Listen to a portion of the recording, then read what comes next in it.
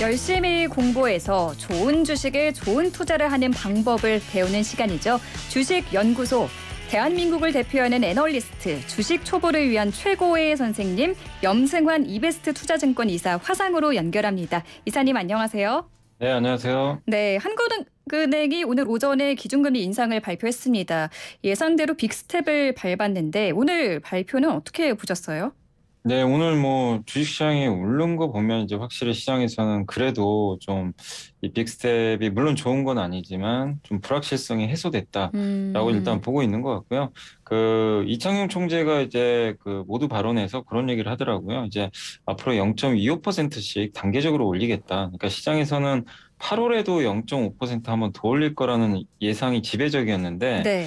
일단 이제 이번에 7월에 0.5로 올려놓고 다음 스텝은 이제 베이비 스텝으로 0.25로 이제 간다고 하니까 네. 좀 안도를 했고 그러면서 실제로 그런 얘기들이 나오면서 주식시장이 바로 반등을 하기 시작했습니다. 오, 네. 그래서 이제 긴축 기조가 아주 강했는데 이게 조금씩 완화될 수 있다라는 그런 이제 내용들이 좀 나왔고 그러다 보니까 사실 이제 업종으로 봐도요. 오늘 네. 시장이 결국 앞으로의 긴축에 대해서 조금 이제 완화 쪽으로 좀 보고 있는 이유 중에 하나가 은행주가 빠져버렸어요. 그러니까 은행주가 빠졌다는 거는 은행주는 금리가 오를 때 수혜를 받는 업종인데 이게 기준금리를 올렸는데도 은행 업종이 빠졌다는 건 향후에 한국은행이 아주 강한 긴축은 하지 않을 것 같다라는 그런 좀 심리가 반영됐다. 일단 이렇게 보시면 좋을 것 같고 네. 그리고 이제 물가가 앞으로도 계속 좀 높을 거로 전망은 했지만 한은에선 이 3분기 말하고요. 그다음에 4분기 초에는 물가가 좀 정점을 찍을 것 같다.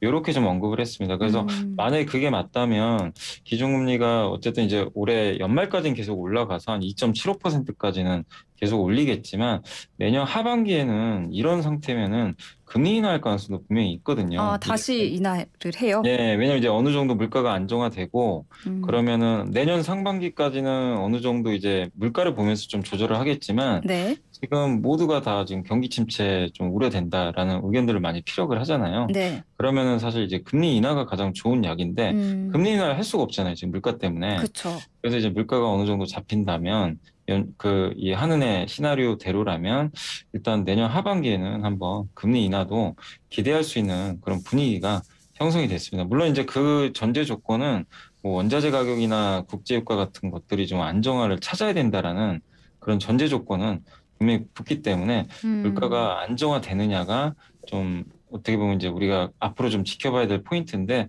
일단 한국은행에서는 3분기 말 그러면은 9월 말 정도 되거든요. 네. 그때부터는 좀 물가가 좀 꺾이는 것으로 일단 예상을 하고 있어서 시장은 그걸 보고 이제는 좀 긴축 스탠스가 어쨌든 우리가 생각한 것보다는 조금 완화되겠구나. 그리고 무엇보다 확실한 건 이렇게 하는 총재가 이렇게 막 그냥 말을 얼머부린 게 아니라 확실하게 네. 경로를 제시를 해줬어요. 그러니까 올해 연말 2.75% 정도 그리고 앞으로 0.25씩 단계적으로 올리겠다. 이걸 확실하게 언급을 해줬기 때문에 이제 네. 길이 좀 확실히 보이잖아요. 네. 그래서 주식시장이 조금 오늘 안도를 했다라고 보시면 좋을 것 같습니다. 약간 그런 불확실성이 거치면 확실히 증시가 좀 반등을 하는 것 같아요. 네네, 맞습니다. 근데 우리 시각으로 오늘 저녁에 미국의 CPI 소비자 물가 지수가 발표되는데 이것이 어떻게 나오는지에 따라서도 우리 시장에 영향을 주겠죠? 네, 이게 워낙 큰 이슈다 보니까 이제 오늘 밤 9시 반에 발표가 될 텐데 네. 어제 미국 증시에서는 해프닝도 있었죠. 이게 갑자기 루머가 퍼져가지고 일단 지금 8.8% 예상을 하거든요, 시장이. 네. 근데 10% 이상 나올 거다. 어. 이런 좀 루머가 돌았나 봐요, 장중에. 네. 미국 증시가 급락을 했었어요, 한번 순식간에.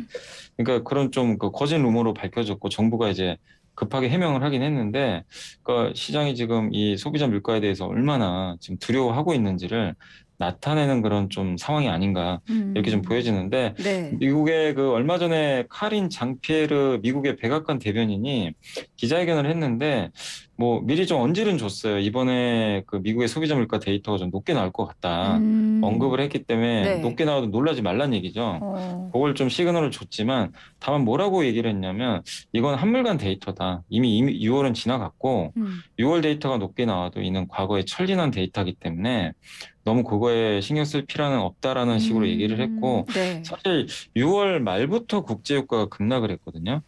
근데 네네. 국제유가 급락한 게 6월에 반영이 안 돼요. 왜냐하면 이 아. 소비자 물가에는 평균가로 반영이 됩니다.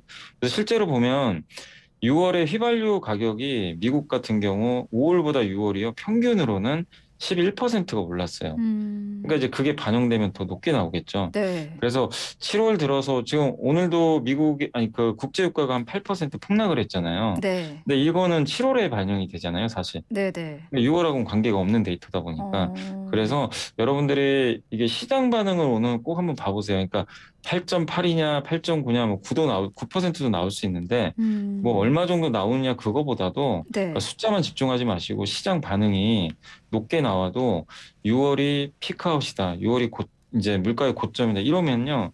증시가 오히려 올라가 버릴 수도 있어요. 왜냐하면 7월에는 지금 국제유가 꺾었기 때문에.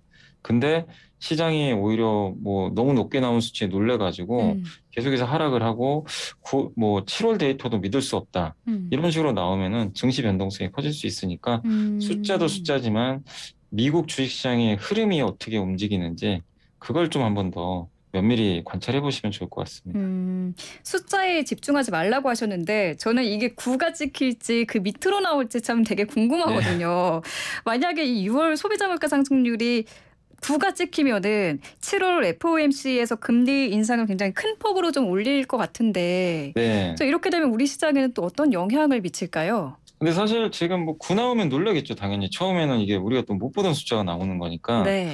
놀라긴 할 텐데, 그럼 뭐 거의 이제 100% 되겠죠. 0.75% 한마디로 자이언트 음. 스텝이죠. 금리를 세게 올리는 건데, 근데 그게 아니더라도 예상치가 나온다고 해도 그 이하라고 해서 갑자기 0.75%를 0.5로 낮춰서 인상은 안 할 것 같아요. 지금 시장은 0.75% 올리는 거를 93% 정도 확률로 예상을 어. 하고 있습니다. 그래서 뭐 사실 연준이 7월 이제 달에 올리는 것 자체는 뭐 시장에서 크게 놀랄 일은 아니다. 다만 음. 이제 앞으로가 저는 그래서 지금 7월이 되게 좀 중요하다고 보는 게 7월 데이터가 8월에 나오거든요. 네. 8월에 이제 7월 소비자 물가 지표가 나올 텐데 네. 그건 이제 7월에 국제유가 꺾인 데이터가 나올 거 아니에요. 네네. 근데 실제로 꺾인 게 진짜 확인이 되면 음. 시장에 참가하는 사람들은 아 이제 진짜 물가 고점 찍었구나. 음. 좀 더 확신을 가질 수 있는데 유가가 꺾였는데도 만약에 미국의 소비자 물가가 안 꺾였다. 그럼 다른 요인에서 뭔가 계속 오르고 있다는 얘기잖아요. 네네. 그러면 이게 쉽게 꺾인다는 얘기가 아니기 때문에 더 이게 복잡해질 수밖에 없거든요. 어. 그래서 일단 이번 달 데이터도 물론 중요하지만 뭐 네. 매달 중요한 데이터지만 저는 이제 8월에 발표될 오히려 그 소비자 물가 지표가 그게 더 좀 중요하지 않을까 이게 보고 그리고 8월 말에 이벤트가 하나 있는 게 세계 중앙은행 총재들이 미국의 잭슨홀에 모여서 항상 미팅을 해요. 네. 그때 많은 의사결정들이 예전에도 많이 내려졌는데 옛날에 뭐 금융위기 때도 양적 완화 결정했을 때가 아마 잭슨홀 미팅에서 제가 알기로는 좀 그때도 그런 논의를 했던 걸로 알고 있어요. 네. 그래서 그런 데이터들을 종합해서 9월에 그러니까 8월에는 FMC가 없고 9월인데 네. 8월 말에 그 이벤트가 하나 있어요. 잭슨홀 잭슨홀 미팅. 예, 미팅이요? 거기서 서로 중앙은행 총재들이 또 만나잖아요. 네네. 우리 한국에 하는 총재도 갈지는 제가 잘 모르겠는데 음. 어쨌든 모입니다. 이 매년 한 차례씩 뭐 네. 화상으로라도 그러면은 그런 이 소비자 물가 데이터를 가지고 또 논의들을 하겠죠. 음. 그래서 8월이 좀 상당히 저는 좀 중요하지 않을까라고 좀 개인적으로 생각은 하고 있습니다. 그러니까 8월에 발표되는 거는 이제 7월 소비자 물가 네, 지수인 거죠.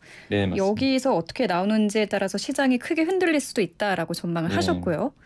그런데 한미 간 금리 역전 가능성이 지금 커지고 제가 이렇게 다른 나라보다 많은데 금리를 너무 세게 올리면 음. 후유증이 심각해지죠. 그러니까 음. 물가 잡으려다가 다른 걸 또 놓칠 수도 있기 때문에. 근데 네. 지금은 물가가 너무 중요하니까 음. 선제적으로 일단 올리는 거죠. 음. 그래서 올려놓고 물가 잡히면 좀 완화 스탠스로 좀 가려고 하는 음. 모습들로 나왔는데 어쨌든 가계부채가 워낙 많기 때문에 이거를 뭐 신경 안 쓸 수는 없는 것 같고 그래서 네. 좀 환율이 또 안정화될 필요도 있고 음. 금리 상승이 좀 멈춰줘야 되는데 지금 또 아까 말씀하신 대로 금리를 또 세게 안 올리면 이제 분명히 이번에 미국이 자이언트 스텝 하면 이제 금리가 역전되잖아요. 네. 그럼 또 자본 유출 우려도 좀 커지는데 근데 그쵸. 되게 재밌는 데이터가 뭐냐면 자본 유출 그러니까 이 금리 역전기가 몇 번 있었어요. 제가 기억하기로는 96년에서 2001년 그다음에 2005년에서 2007년, 그리고 음. 2018년에서 2020년 이렇게 세 번 있었거든요. 어땠나요? 그때 한미 이제 금리 역전돼 한때는 1% 이상 벌어진 적도 있어요. 어, 근데 놀라운 건 외국계 자금이 안 나갔어요. 세 왜요? 번 다. 그러니까 왜요? 전체적으로 다 안 나갔고요. 근데 아니, 그때 당시 환경은 제가 잘 모르겠어요. 근데 음, 수치로는 안 나갔고, 근데 주식만 말씀드릴게요. 주식은 네, 그 첫 번째 그 96년하고 2001년에는 그때는 오히려 주식시장으로도 돈이 들어왔어요. 그러니까 이 전체 다 묶어서 네, 뭐 순간순간 나간 적은 있겠죠. 네, 네. 근데 그때 들어왔고 나머지 두 번은 주식 자금이 다 빠져나간 건 맞습니다. 주식은 음, 매도를 했는데 그 주식 매도한 이유가 금리 역전 때문에 사실 매도한 건 아니거든요. 특히 2018년, 20년 이 기간 동안은 그 미국과 중국이 무역 전쟁 붙였잖아요.